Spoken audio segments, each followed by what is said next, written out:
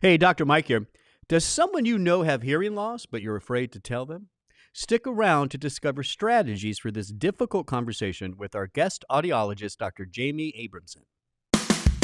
You're listening to Live Foreverish, a show dedicated to helping you live just a little longer. Here's your hosts, Dr. Mike and Dr. Crystal Gossard.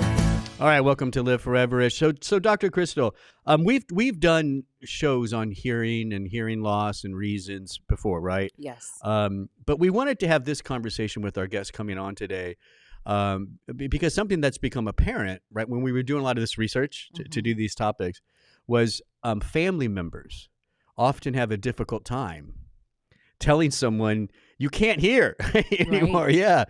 There's even a couple commercials that I've seen out there about hearing loss, and it's a family member talking to the person who's lost their hearing about how hard it was to bring that up and communicate that, right? So that's kind of why we wanted to bring a guest on. She's an expert with all this, right? Dr. Jaime Abramson. She's a New York State licensed audiologist. She earned her Doctor of Audiology degree from Salus University, and she's a clinical audiologist at Hear USA. Dr. Abramson, welcome to the show. Thank you so much for having me. So tell us a little bit. We always the audience is always very interested in the background, a little bit of the story of our guests. So give us a little who you are type thing, real quick, your background, and what your current role is at Hear USA. All right, great. So again, I'm Jaime Abramson. I'm a clinical audiologist. I've been practicing for the last 2 years. I did residency at Downstate Hospital, where I did a lot of vigorous tasks to really set me up for the rest of my life. After residency, I did work at another hospital. I then worked at a few ENT locations because I love the biomedical field, but then I realized I really love private practice. So I have landed my dream job here at Hear USA. I've been here for about half of a year, and I've never been happier with my patients and treating. Yes. Wow. And so with the work that you do, I'm curious, how do they end up in your office?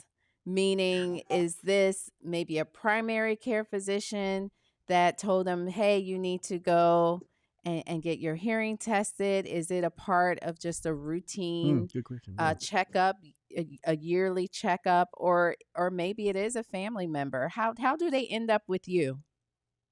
So it is not actually a routine check. Everyone gets their teeth checked once a year and sees their PCP. But hearing is sometimes neglected. So I think that most of my patients come here if they have a problem. So whether the ENT, they go to an ENT to get their ears checked out and they refer to get their hearing checked, or a family member.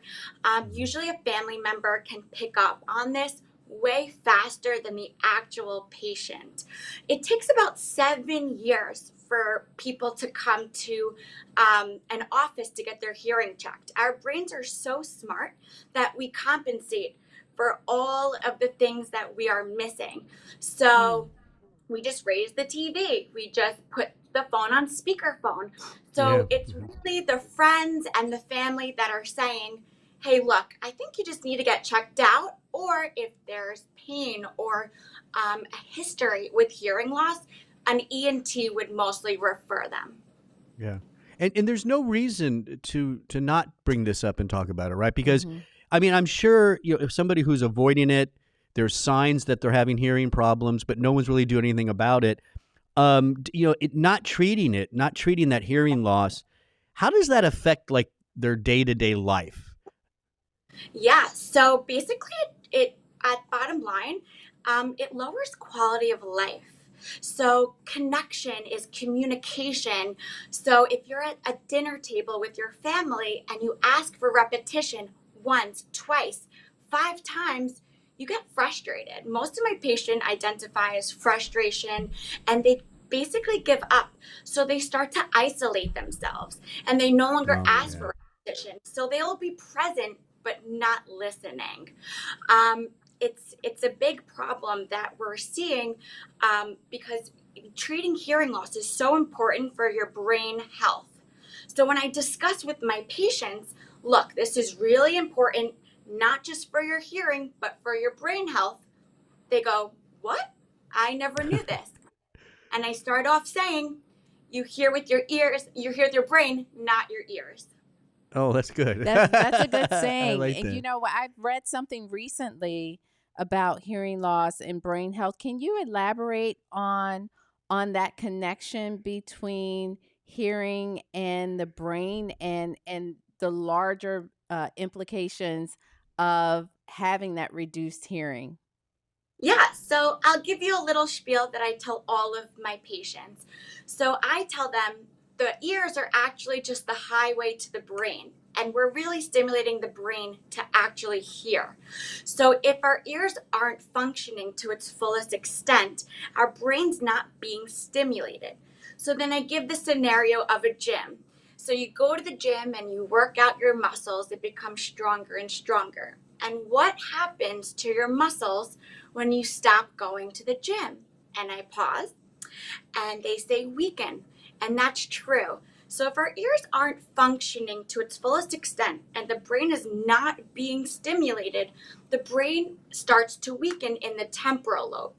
And our brain is one muscle. So if one part of our brain is weakening, other parts of the neighboring parts of the brain are being affected. Hmm. And parts of cognitive, parts, memory, mood, energy, this is all being affected. So there is a bigger risk of dementia if you go without treating hearing loss. Yeah. I like yeah, I mean that's a great description of why Hmm. this is so important. How many people do you think are out there with untreated hearing loss? I mean, I bet it's probably pretty large number. Yeah, I tell all of my patients that walk in, if you know anyone over the age of 50, let them just come in and get their hearing checked. People associate hearing technology devices with elderly populations and the geriatric, but I tell my patients everyone should just get checked. That's the first step. Just come in and get checked. There's so many people that I see day to day. I've had hearing loss for 20 years. And then their wife will nudge them and go, since I met you. So so really, and that's why I love telling my patients, bring a family member, bring a loved one, because it's not just changing my patient's life, it's changing the lives of their friends and families and the people they're interacting. So if I'm Yeah. able to talk to my patient and get some case history, what's going on, and their wife is going, you're wrong. Mhm. I ask, hey, so can I ask your wife a few questions and let's all have a conversation? And then by the end of the appointment, people start to realize it's hard. It's a hard idea to grasp that you're in need of help. But I always Yeah. tell my clients, you're in the right place because there's always solutions. Either if it's in this office or you have to be referred out, there's always solutions. And you took the first step. And I thank them and I tell them I'm proud of them. You came here today and this is the first step. So let's continue this process and I'm going to hold your hand the whole time. Yeah. So, for the most part, would you say that it's kind of inevitable as you age that the hearing is going to go away? You mentioned anyone 50 or over. When you're seeing those 50 and over, are the majority of those people when they come in for the hearing check? Do you notice that there is a loss of hearing? Yeah. So That is high. basically there's something called age-related hearing loss. Presbycusis. So that is inevitable. Our ear inside is an electrical circuit with electrical fibers of hair. And if they're worn and torn over time, they start to kink over, weaken, and they actually die over time.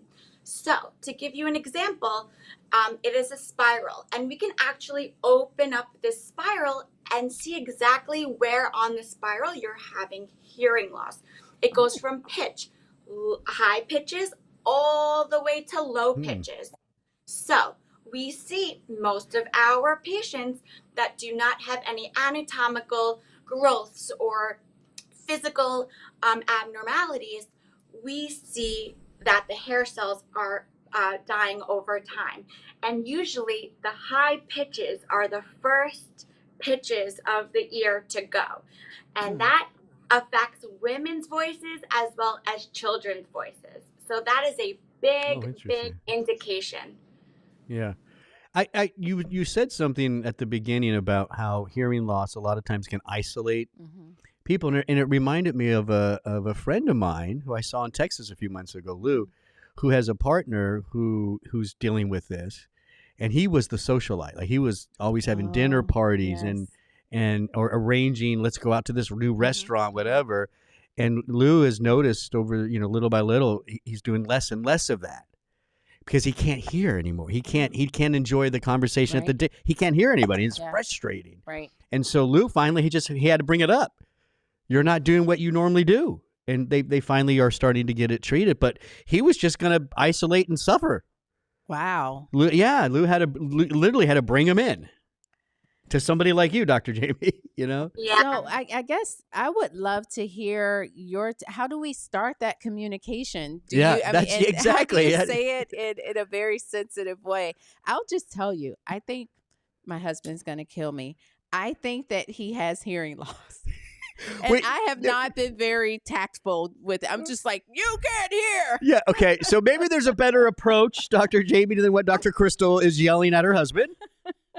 Maybe you can help us. What are some things, some tips for the family member, Right. the son, the daughter of the parent, on how to not yell but approach this in a nice way?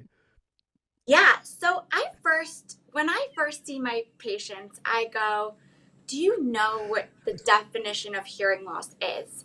And they go, completely deaf, can't hear a thing. And that is not true. You still have hearing.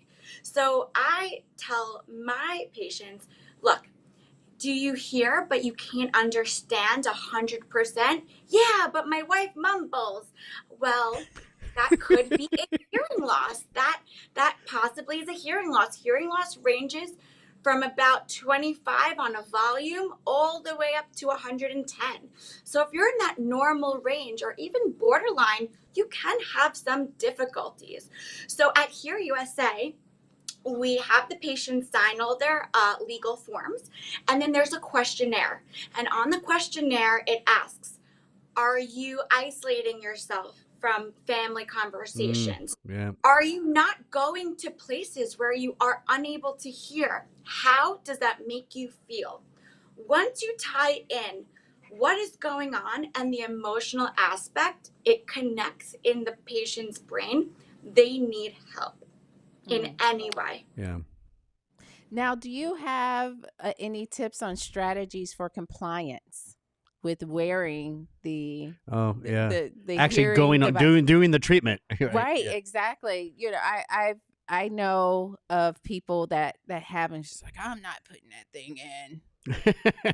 Do you find that that's That the would case? probably be your husband, by the way.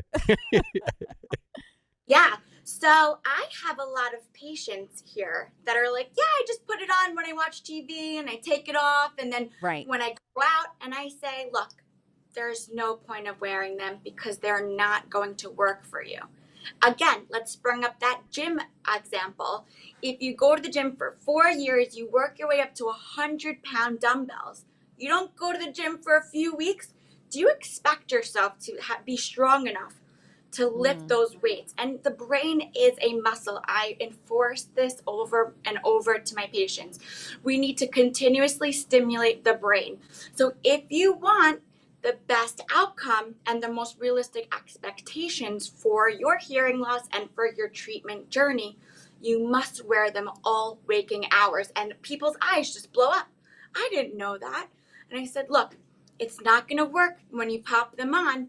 Wear them all waking hours. I tell my new patients, look, It is very difficult the first few weeks.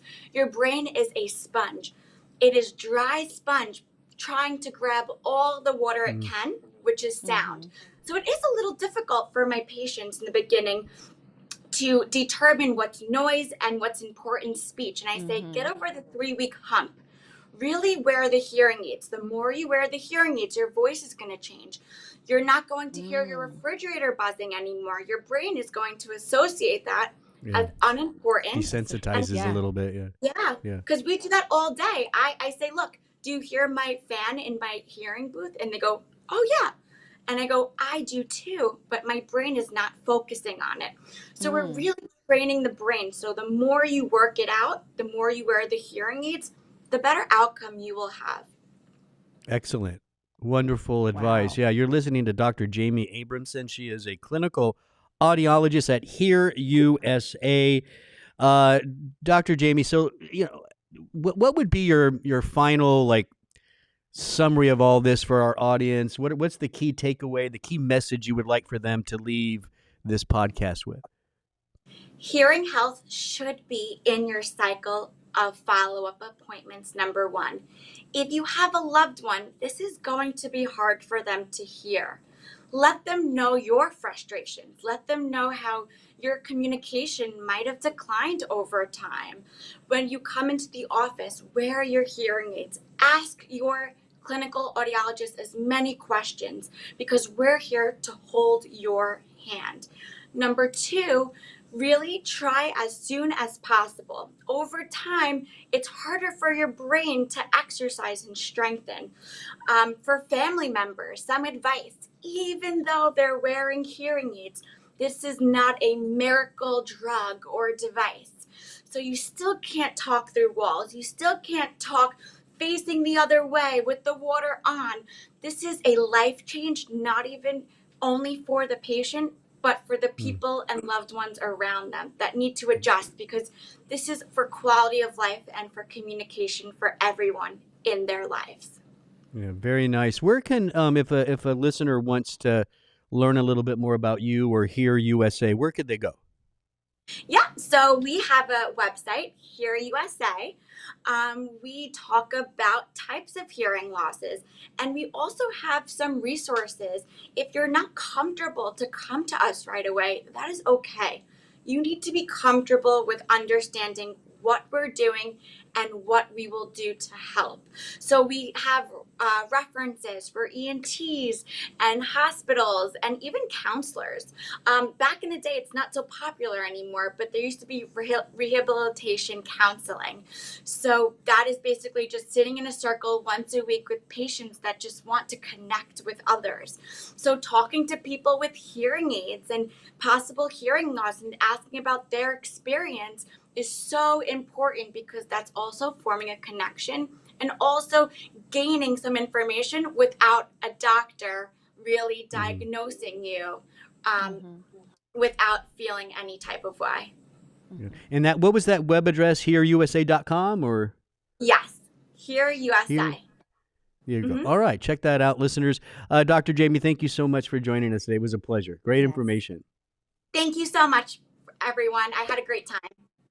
So don't forget, you go to liveforeverish.com, where we now have over 400 episodes. Please download, like, and share and comment. We'd love to hear what you have to say. And, of course, subscribe so you never miss a show. That's at liveforeverish.com. Our sponsor, Life Extension, wants to, just because they appreciate you for listening and downloading and being part of the Live Foreverish family. If you go to lifeextension.com and spend $50 or more, you'll get 10% off and free shipping and handling. And so when you check out, all you got to do is put in the discount code podcast, and you'll get your 10% off.